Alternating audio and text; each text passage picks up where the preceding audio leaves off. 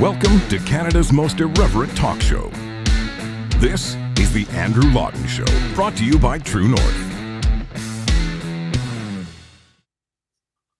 Hello and welcome to you all. This is the Andrew Lawton Show here on True North. You're tuned in live to Canada's most irreverent talk show. It is April 21st, Thursday, and I think we're at about 3:01 p.m. Eastern Time. So traffic and weather will be coming up momentarily, just like my old radio days. It's good to have you aboard what's going to be a bit of a packed program. We'll be talking to Barry Cooper later on about Quebec wanting more representation despite a shrinking population. Also going to be talking about the United States indefinitely extending its closure of its land border to unvaccinated foreign nationals, including that means unvaccinated Canadians, which combined with the indefinite vaccine mandate for Canadian air travel means people in this country who are unvaccinated are still effectively trapped in Canada. So we'll talk about that later on. But I first want to do something we don't get the opportunity to do, which is go to a live guest on the road as we speak at this exact moment. You may have seen footage of this man, James Topp, a 28-year Canadian Armed Forces veteran who has been marching west to east across this great country, starting in BC. I believe if we can put up the map now, I'm going to get his confirmation, but you can track his journey at canadamarches.ca. And I believe he's somewhere on the Trans-Canada Highway just west of Balgonie, Saskatchewan. And my apologies to the people of Balgonie if I've mispronounced that. James Topp joins us now literally from the road. James, good to be with you. Thanks very much for coming on today. Am I correct on that? You're on the Trans-Canada Highway in Saskatchewan? That's correct. We're actually east of Balgonie now. We're on our way to Capel, Saskatchewan. Okay, so you're making quite a bit of ground here because I took that screenshot, I think about 15 minutes or so ago. How much are you covering every day on this journey of yours? Well, we were a little bit slower at the start because we were getting into our condition. It was a conditioning phase physically. And now we're up to about 50 kilometers a day. But the terrain here is more conducive to that kind of thing. And I know we've had a fair bit of bad weather in the last few days, certainly in Ontario. I know in Alberta as well. So it's not necessarily the pleasant spring jaunt you might have anticipated, but it looks like you've dressed for it at least. Yeah, we had some interesting weather experiences over the last couple of days. So what is it you're doing? Why are you walking? This isn't just about fitness for you. You're trying to make a point. What is that point? Yeah. Well, the reasons why I'm marching, so that's a distinction that needs to be made because I'm marching with a purpose and a formed body of people, and we're going to complete a mission, and that mission is there's two things. Well, actually several components of this mission. So number one, I transferred from the regular army to the reserves in 2019. So basically went from full-time army to part-time. That enabled me to pursue a career in the public service as a civilian with the RCMP, where I had a great job working in Chilliwack, British Columbia. Then what ended up happening,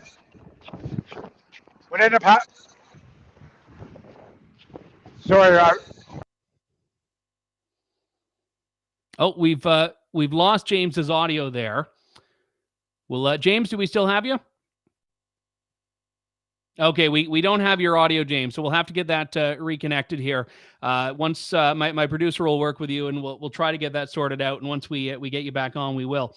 Because what I find fascinating about this is that you see, and I want to hear the end of that story here, but just from other bits I've seen of James's story and of what he's doing here, the whole point of what we are seeing now is ordinary citizens rising up. And I don't mean that in a derisive way, but people rising up because they feel that the problems facing society, facing them as individuals, are not being solved by government. And this was a big part of the thrust behind the Freedom Convoy. You had a lot of people who were, and we'll talk to James about this, were as individual truckers, activists, social media people just saying, we've had enough. And that was born of an appetite for someone to do something, because the people that are elected to solve these problems weren't doing it. The people in the Conservative Party weren't opposing the government. The people in the government were certainly putting more barriers on people that rather than taking them away. And I think that's been the tremendously significant part that we're seeing in just basically this era in Canadian politics. I think I see we have James again. We'll try to get him back on, and hopefully the audio's been sorted out here. James? Yeah, can you hear me now? All right, I can hear you. I can hear you now. So okay. When we lost you, you were telling us about what this mission is that you're on. Yeah, so basically, I was placed on leave without pay for my public service job. I'm still employed in the military as a reservist, and the mandates affected me because personally I have strong feelings about disclosing my medical status. Number two, I don't feel that the government has the authority to tell me how to be healthy and what I need to do to be healthy. So that was my issues with the mandates that affected federal government employees.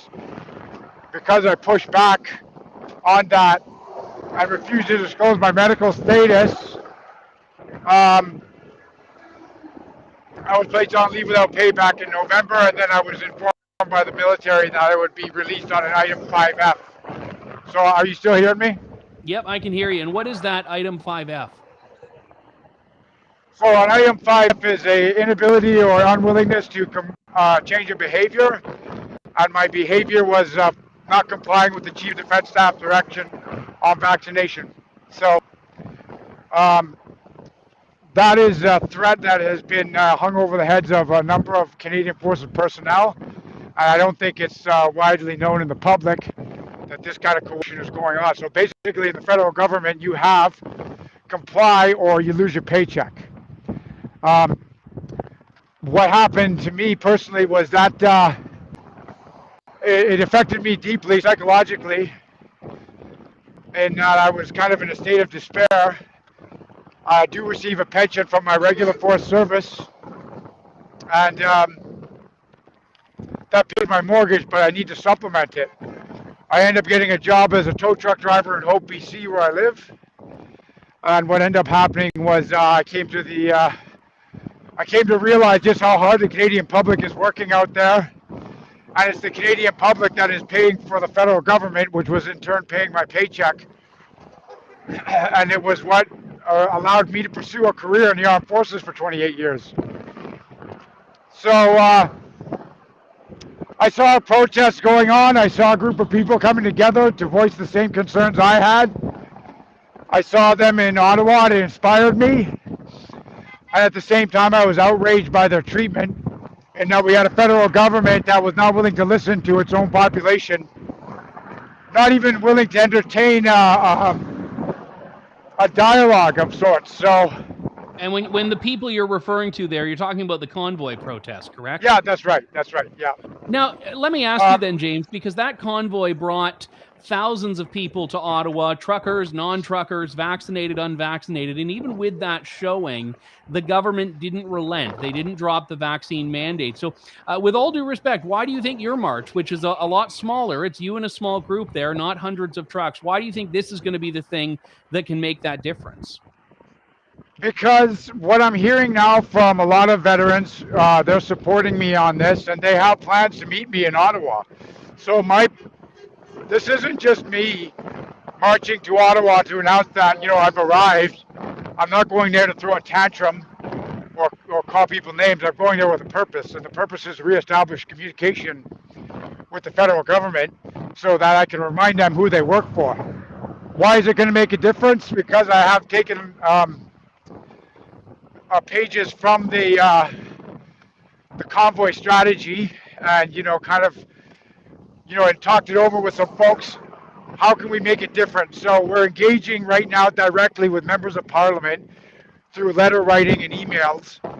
And we are getting responses from them, and we are asking them to come and meet with us when I arrive there in near the end of June.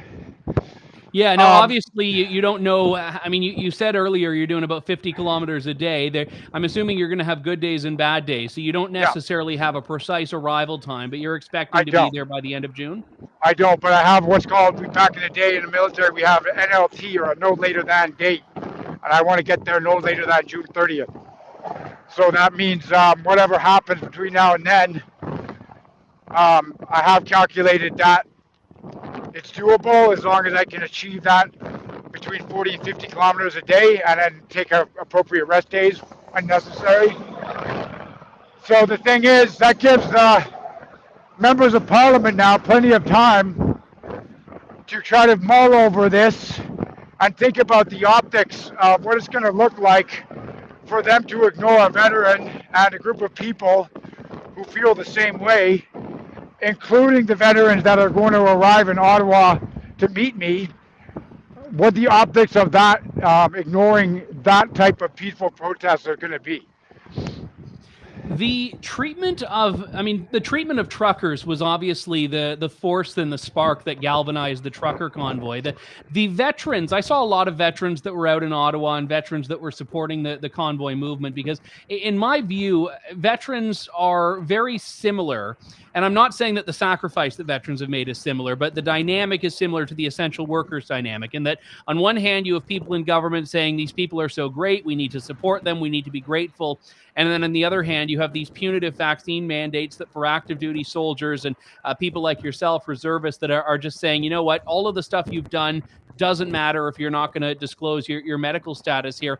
Would you say that the support from veterans has been as strong as you'd like it to be? Or do you think there are some people that are still saying, yeah, you know, we had to do, because again, the military has a number of vaccine mandates that are required depending on duty. The COVID vaccination is just one more the government has said in defense of it.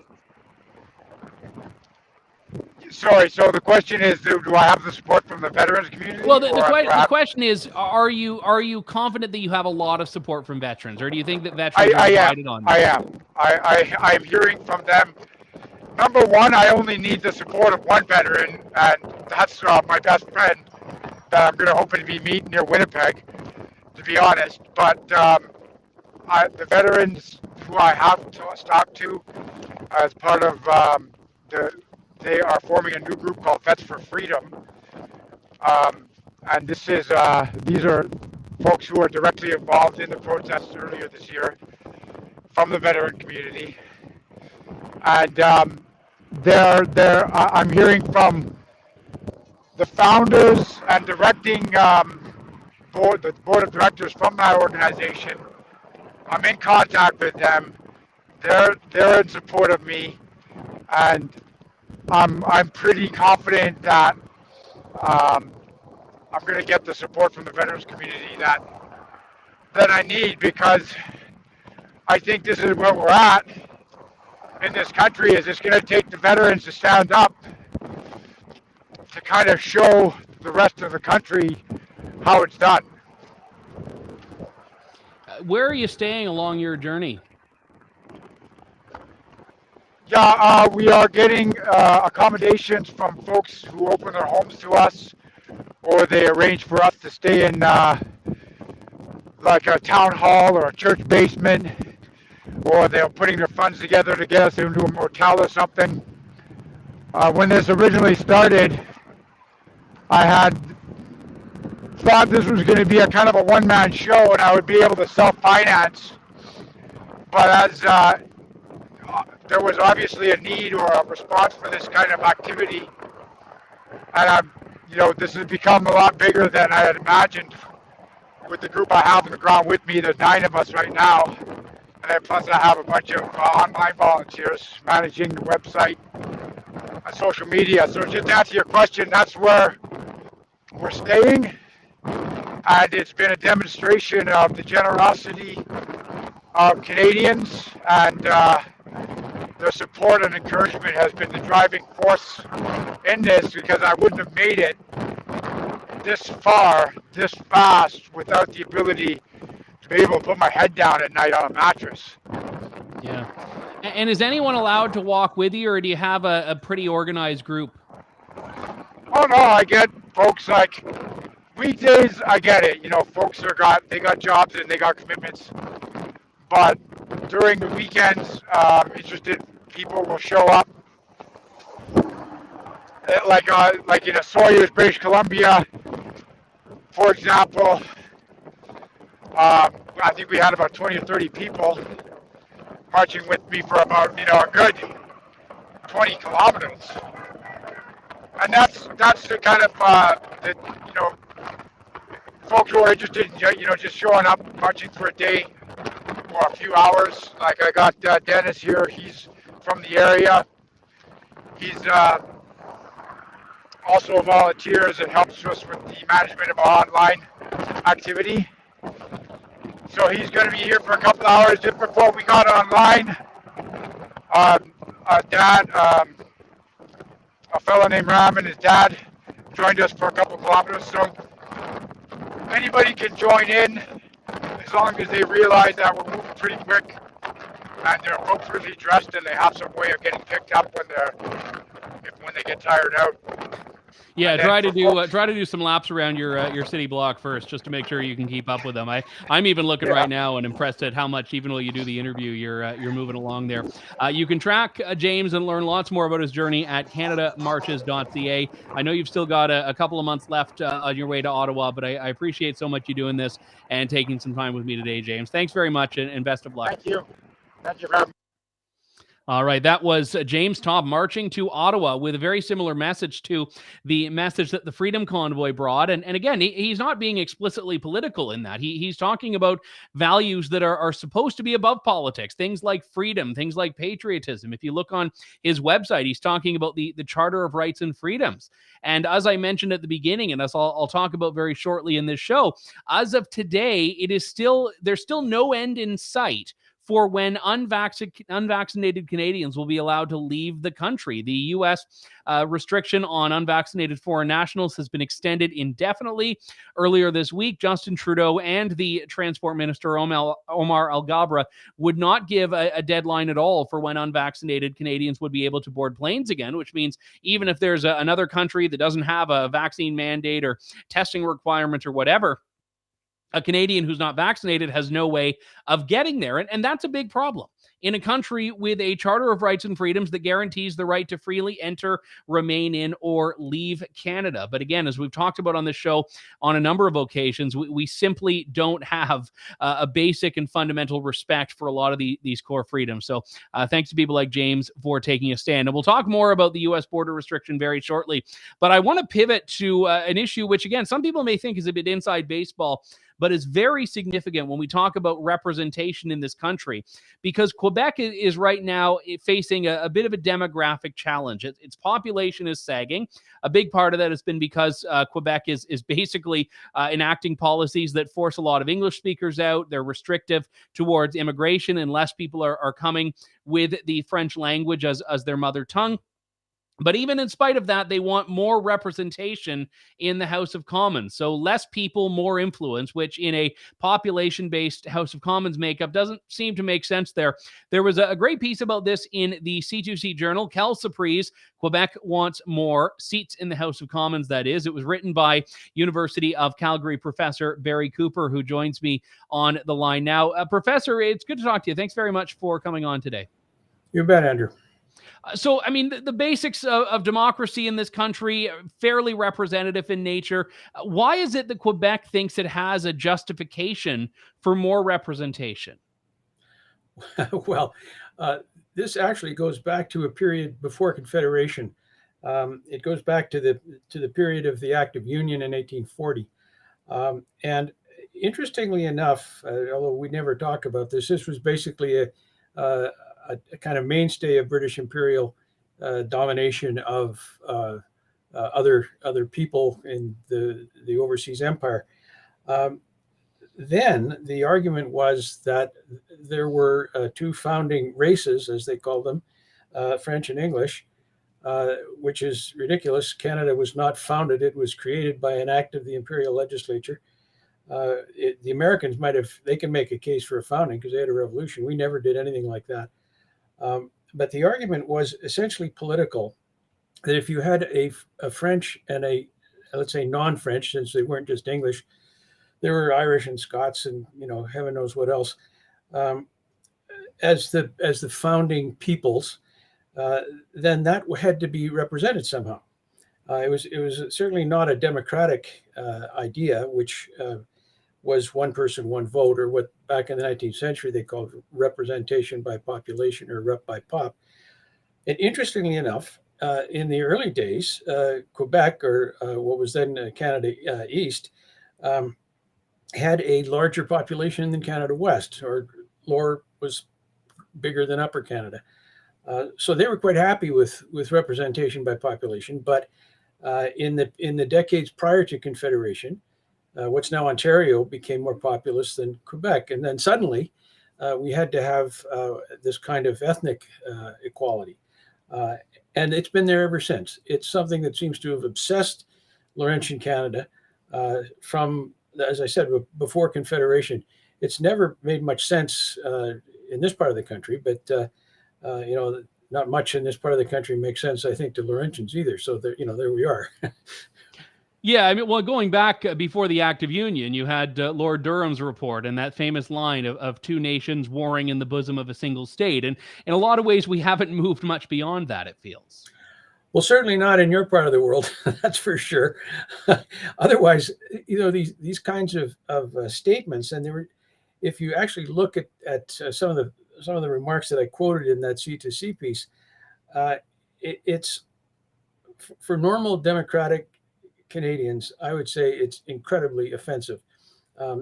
What these Quebec politicians are saying, we are really, really special, and we don't want to give up one little bit of power. And it was all about power. It was really clear from when they were criticized about what about the democracy, what about rep by pop.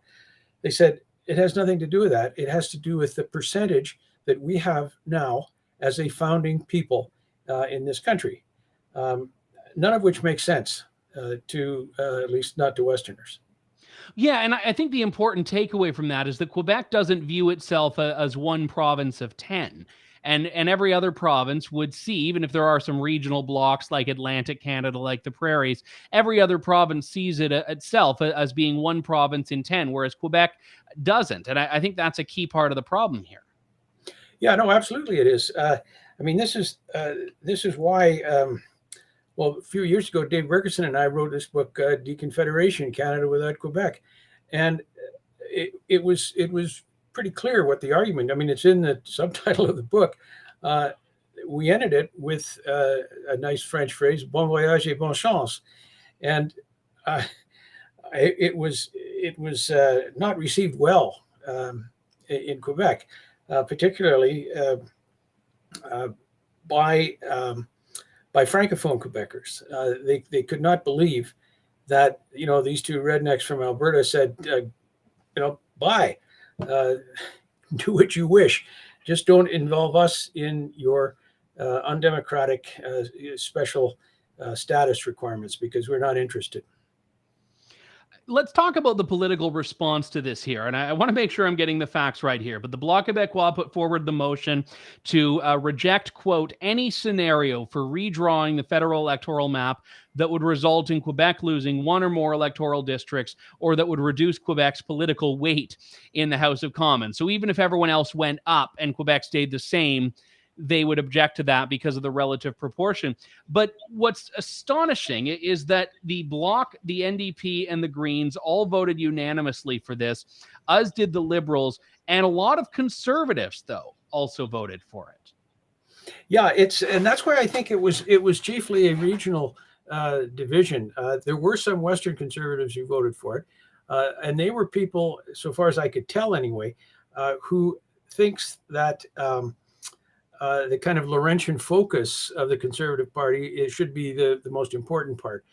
There were most of the dissenting votes in the Conservative Party were from the West, and it was a kind of instinctive response. There goes Quebec again. They just want more stuff, and quite frankly, I think a lot of Westerners are kind of fed up with that. So Explain to me where this goes from here, because I think there's this general fear that a lot of people have of a revival of Quebec separation or separatism and Quebec secessionism. And I think there's probably an increasing number of people in the left that would say, as you say, bon voyage, just, okay, get on with it already. But no one wants a country that's significantly divided if that division's coming from Quebec. I think Western alienation is probably attracting a lot less sympathy from the Laurentian elites. But where do you think this goes if Quebec doesn't get its way, or do you think that it's a given it will? Well, they've already got their way. They've got this is going to be the law, and I suppose the question is what the next Conservative leader does about this, and particularly if the Conservatives form the next government. That will be very interesting to see. I suspect since in order to object to it, in principle, you have to be willing to face down or face up to the implications with respect to the independence of Quebec, or eventually, you might even say the independence of Alberta and Saskatchewan. It's a very divisive matter of principle, and it's one that I don't think is going to go away. It'll be papered over for a while, but after a while, even the paper gets a bit thin, and you can see through it.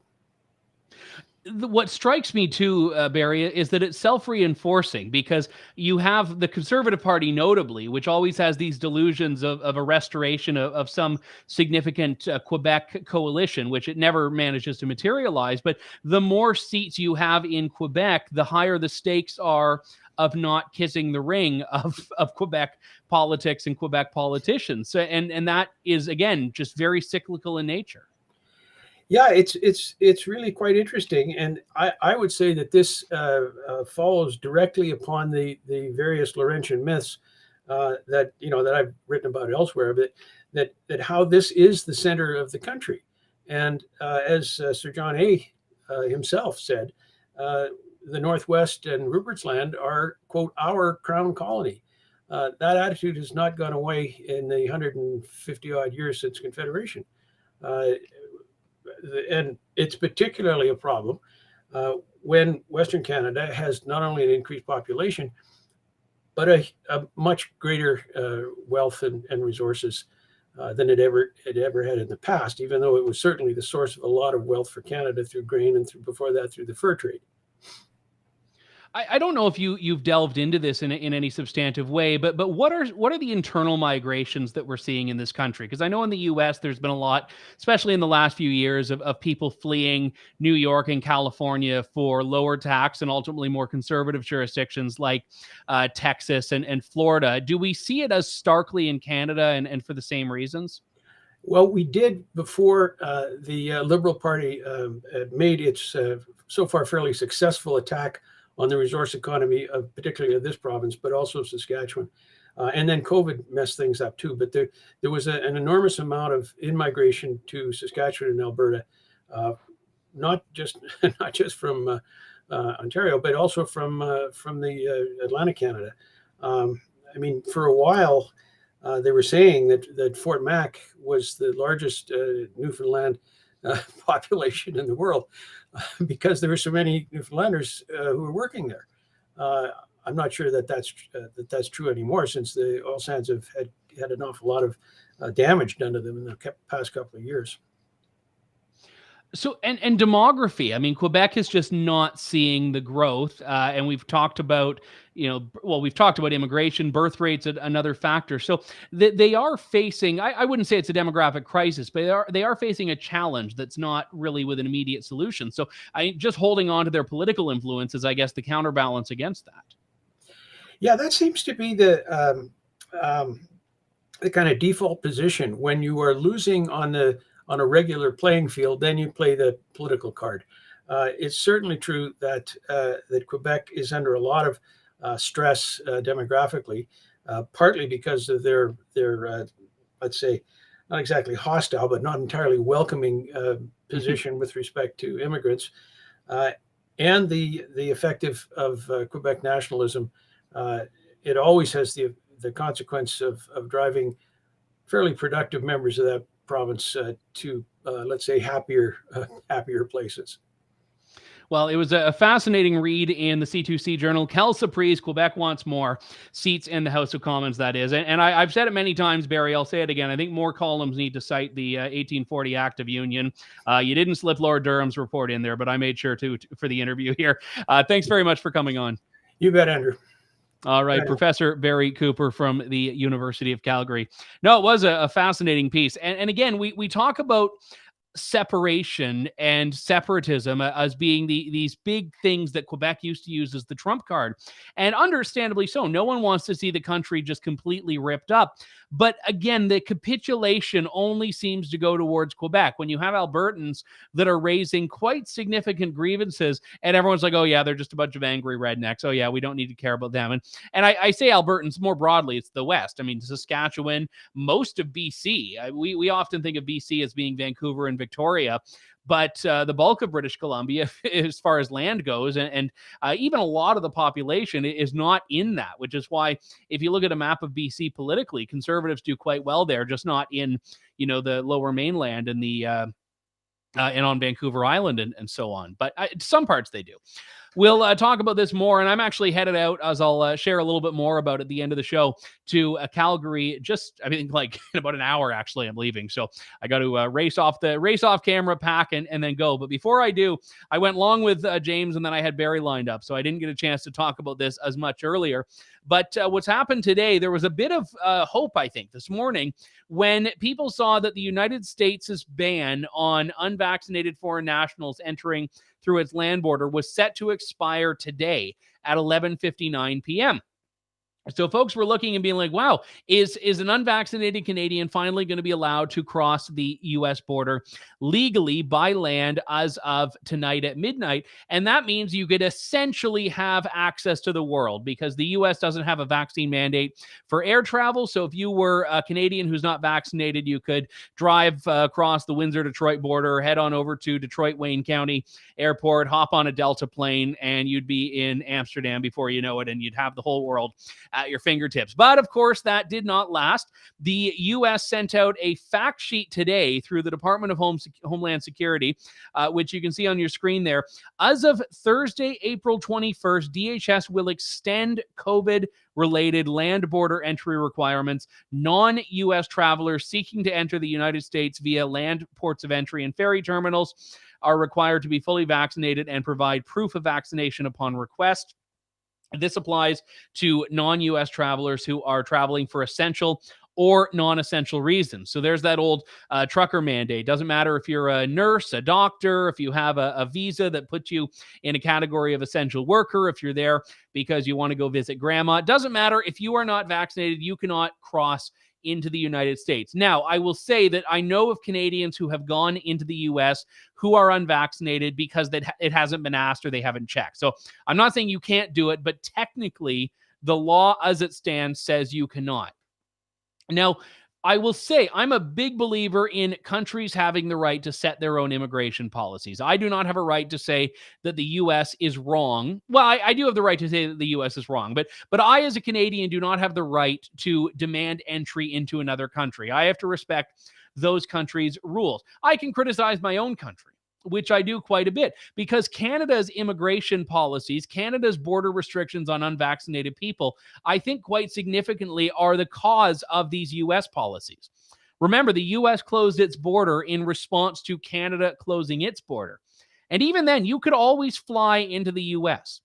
Even when the Canada-U.S. land border was closed for, what was it, a year and a half, you could get on a plane if you were a Canadian and fly to Florida if you wanted. And in doing so, Canadians actually had more rights to enter the United States than the reverse, because no American tourist could fly into Canada when the border was closed. And it wasn't until August of last year that it only opened to vaccinated people. So right now, if you're an American, you still can't go into Canada as a tourist or an essential worker unless you are vaccinated. So all of these U.S. policies, I think, are responses to, are retaliations to Canadian policy. And we know that the Trudeau government and the Biden government have been very tight on a lot of these things, like the trucker mandate. But even if I don't have a Trump card and I don't have the right to say to the U.S. that you have to change your policies because I, as a Canadian, think you must, I will point out that this means Canadians who are unvaccinated are still trapped in their country. If you are an unvaccinated Canadian, you cannot drive into the U.S. legally, technically. If you are an unvaccinated Canadian, you cannot get on a plane in this country. You cannot take a commercial ferry to go somewhere.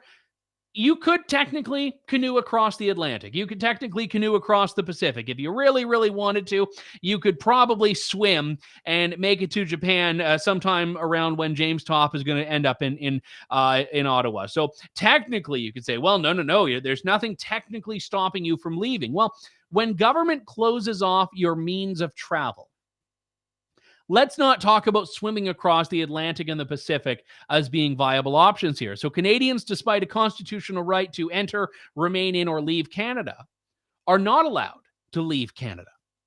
And let alone, by the way, travel internally. You can't very easily go from St. John's, Newfoundland to, to Vancouver, to Victoria. You could do it. It's going to be tough. You could do it, though.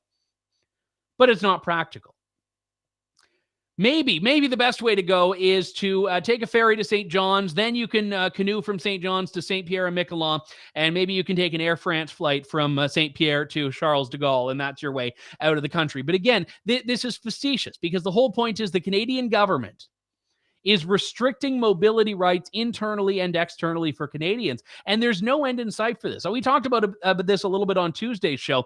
And that day, Justin Trudeau and Omar El-Gabra came and said, well, we're going to continue listening to the science. Well, the science. How is your science different than every other country's science? How is your science saying that we need to keep denying people the right to move when every other country is not just reducing restrictions, but obliterating them? Uber Canada, I think this week, said that masks are no longer going to be mandatory in Canadian Ubers. But, you get on a Canadian plane and the mask is there. So is Uber using shoddy science? Are all the provinces that are lifting vaccine mandates, are they using the wrong science? The most lockdown-happy provinces, places like Ontario and British Columbia, they're getting rid of their vaccine passports. They're getting rid of their mask mandates. Why is their science different than Theresa Tam's and Justin Trudeau's and Omar El-Gabra? Show us this science. Show us this mystical science, which is about as real as Quebec's claim to deserve more seats in the House of Commons. It doesn't exist. It's the politics of fear. But it's beyond that, because I don't even think that Justin Trudeau thinks COVID is a threat. I don't think Justin Trudeau thinks that COVID is an issue. I think he actually just despises the unvaccinated. He just despises and holds in such contempt people who are not vaccinated. It's not about the science. If it ever was, on a lot of these restrictions, which is a big if, it certainly isn't now. It is about punitive measures. He doesn't want to give a single win to the people that made him look like an absolute fool when they camped out on Wellington Street in downtown Ottawa for 3 weeks. He doesn't want to give an inch to these people that prove just how poor a leader he really is. Because if he gives an inch to these people, it's going to prove that they were right. When the unvaccinated are either A, just getting out of this country in droves, or B, boarding planes that then have no subsequent issues, no uptick in cases, no uptick in hospitalizations, it will prove that the government was wrong, and they can't have that. We've got to end things there. I'm going to be out in Alberta this weekend at the Freedom Talk. I'll be speaking on covering the convoy. So a lot of the themes we've talked about on the show, but I'll try to put it into a neat little speech form and give some new material there. You can get information on that at freedomtalk.ca. And if you are in there in person, do come out and say hello. We'll talk to you soon. Tomorrow, we've got a one-on-one interview with Conservative leadership candidate Scott Aitchison, and lots more of the Andrew Lawton Show next week here on True North. Thank you. God bless, and good day to you all. For listening to the Andrew Lawton Show. Support the program by donating to True North at www.tnc.news.